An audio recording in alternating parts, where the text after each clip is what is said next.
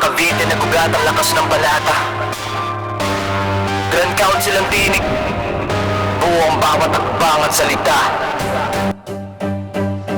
Grand Council, dikit ang hanay, malinaw ang galaw. Bawat hakbang may saysay, bawat linya may tanaw. Mula lokal hanggang labas ng sariling bayan, Caviteño ang ugat, hindi kayang putulin na panahon at distansya ng daan. Iisang dugo, ang duwan daloy sa dibdib, hindi natitinag kahit bigat ng hamon ay dumidin. Hindi forma ang dala, paninindigan ang laman sa bawat bitaw ng salita. May bigat at may laman, nagilang hinubog ng lupa ng Cavite. Mas tumayog ang libad habang lalong nasusubok sa hangin. Kahit mapadpad sa iba't ikang panig ng mundo, pinanggalingan ay baon sa bawat segundo. Dugo ng bayani ang aming pamana, hindi nalulumabagkus lalong tumitibay habang tumatanda. Respeto ang puhunan, malasakit ang bigpit, bakay may sakapatid, prinsipyo ang kapit.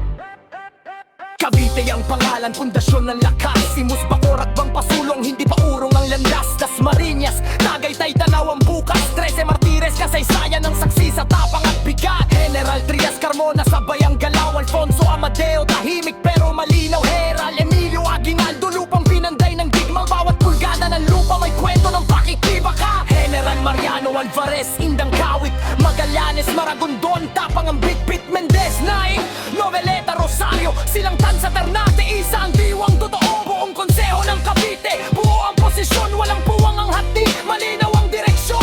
International man ang kinaroroonan, sa puso't isip Cavite pa rin ang tahanan. Sa iba't ibang bansa, iisa ang bitbit. Dangan ng Caviteño, hindi kailanman napuputol ang hibla ng isip sa pamumuno ngayon. Malinaw ang tindi, gobernadore na ng Brandi Alarca ang bibibig na galang ng bawat CV.